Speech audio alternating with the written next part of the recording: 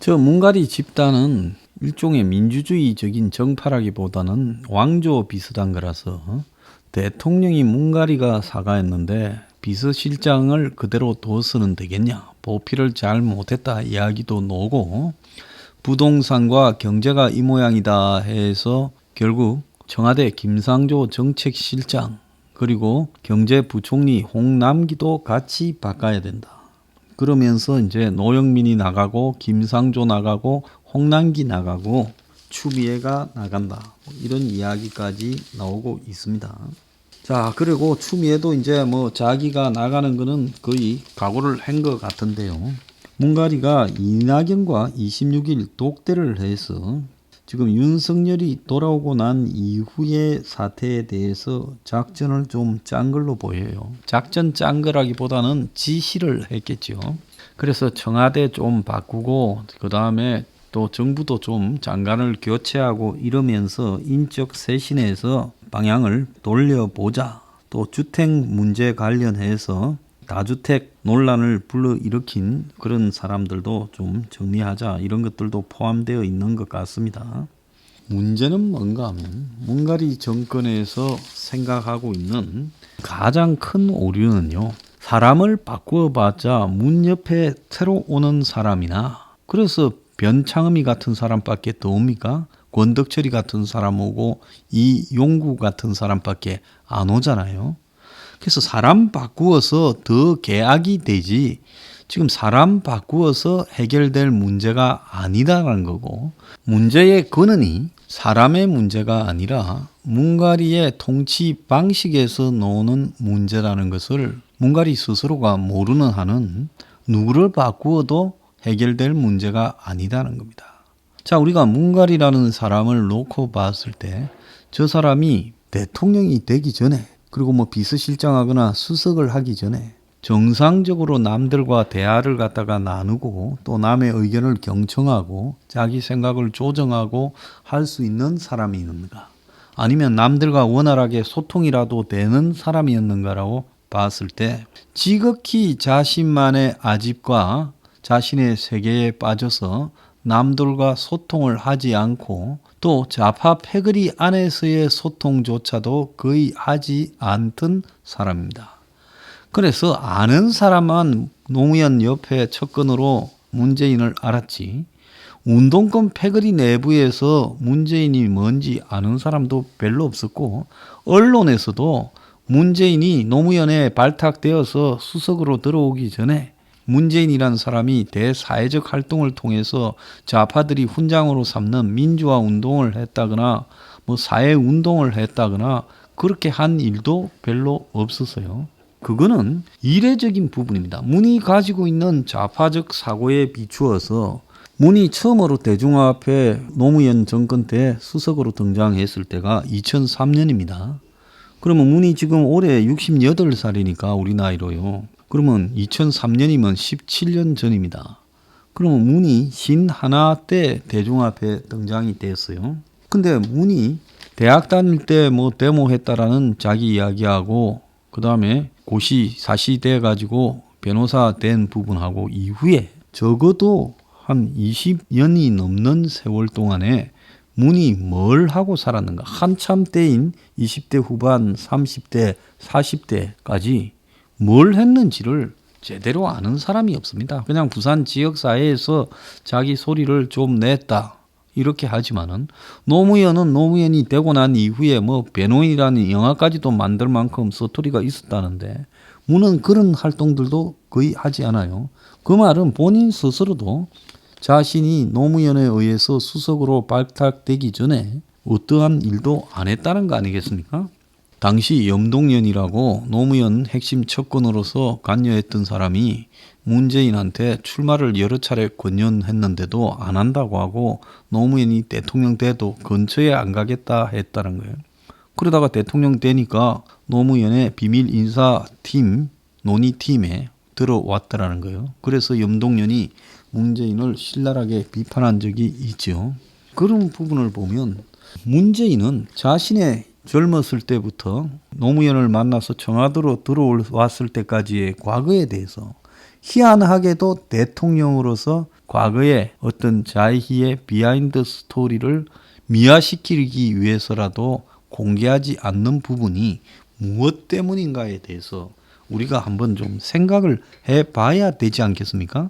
대통령쯤 되면 그 사람의 20대는 어릴 때는 어땠고 20대는 어땠고 30대 40대는 어땠는가 이런 이야기들이 나와야 되는데 그냥 노무현하고 같은 사무실을 썼던 변호사이자 노무현의 척근 정도였지 저 사람의 개인의 히스토리가 전혀 대통령이 되고도 30대의 문재인, 40대의 문재인이 어떤 사회 활동을 하고 오늘날 문재인이 되기 위해서 차근차근 자신의 기반을 축적하는 일을 했는지에 대해 전혀 보도가 없다라는 겁니다. 저도 아는 바가 없으니 아마 대부분의 국민들도 모르고 언론들도 잘 모를 거라고 봐요.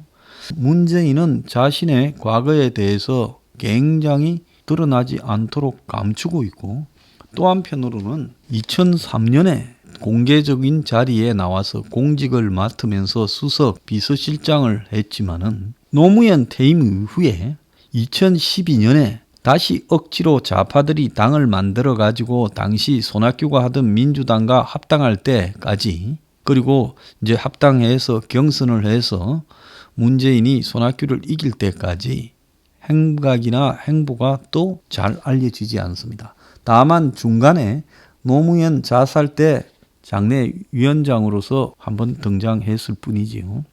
그때는 또 왜 그렇게 세상에 손을 떼고 또 숨어 사는가? 도대체 문재인이라는 사람의 꿍꿍이가 뭐고 살아온 방식이 뭐며 스타일이 뭔가에 대해서 아는 사람이 별로 없습니다.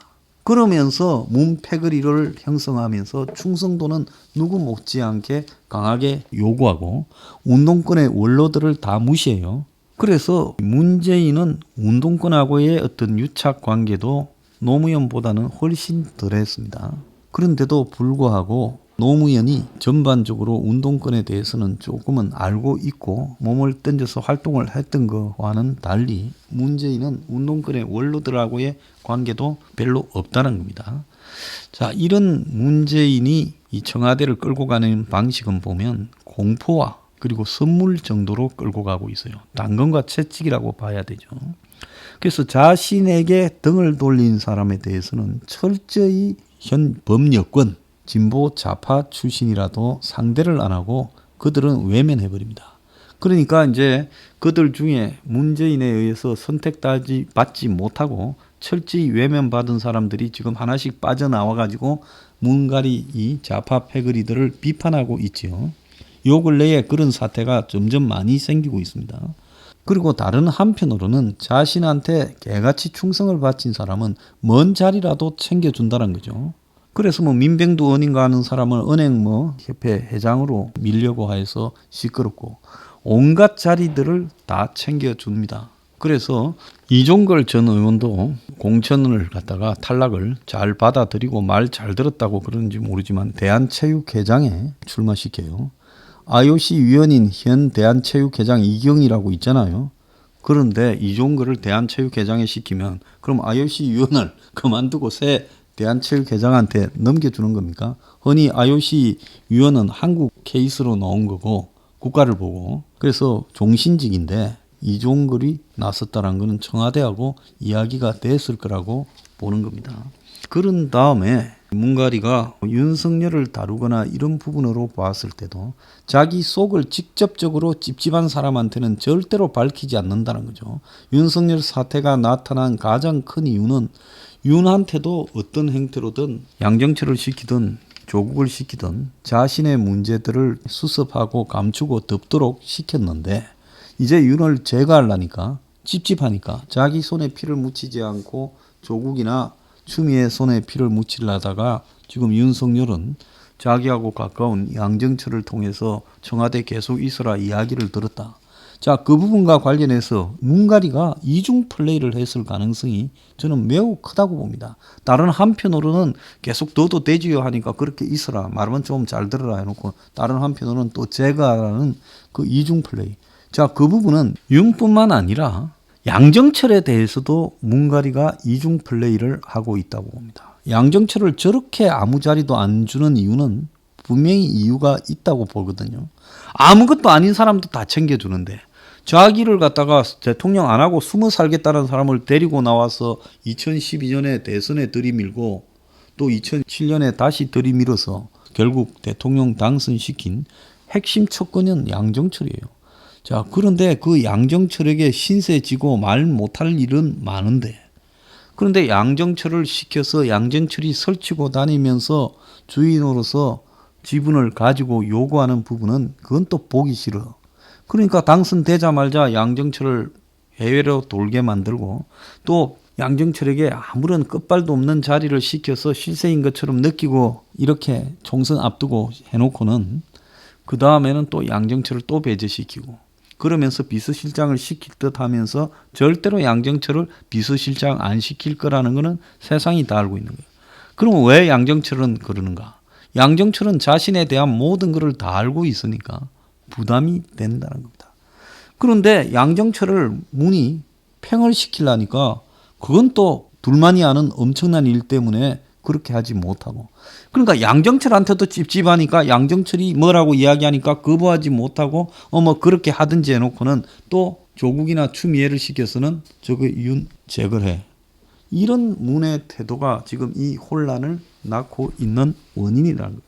청와대가 쇄신을 하고자 한다면 내각 교체가 문제가 아니라 묵머리 속에 있는 그 자신의 혼자만의 생각, 그 이중적인 생각, 위선적인 생각을 정리해야 이 정권이 국민 앞에 명확한 방향을 제시할 수 있는데, 묵머리 속의 생각을 아무도 모르고 그거에 대해서 문제를 제기하지도 않고 전부 그냥 그 앞에서 굽신거리기만 하니 묵머리 속에서 나타나는 혼란한 양상이 그대로 국정에 반영되면서 윤석열 사태를 불러일으키고, 부동산에서 초반부터 부동산을 확실하게 신호를 보내지 그것도 안 했잖아요. 주식도 지금 마찬가지고요. 또 그것뿐입니까? 암호화폐도 마찬가지고요. 그리고 더 나아가서 경제 문제도 마찬가지라는 겁니다. 묵머리 속에 뭐가 정리되어 있는지 대한민국에 아는 사람이 누가 있겠나. 자기 머릿속이 정리가 되지 않은데 그 밑에 청와대 비서실장이나 장관들 바꾼다고, 경제부총리 바꾼다고 부동산이 잡히겠습니까? 경제가 잡히겠습니까? 묵머리 속을 알 사람은 한 명도 없다 봅니다.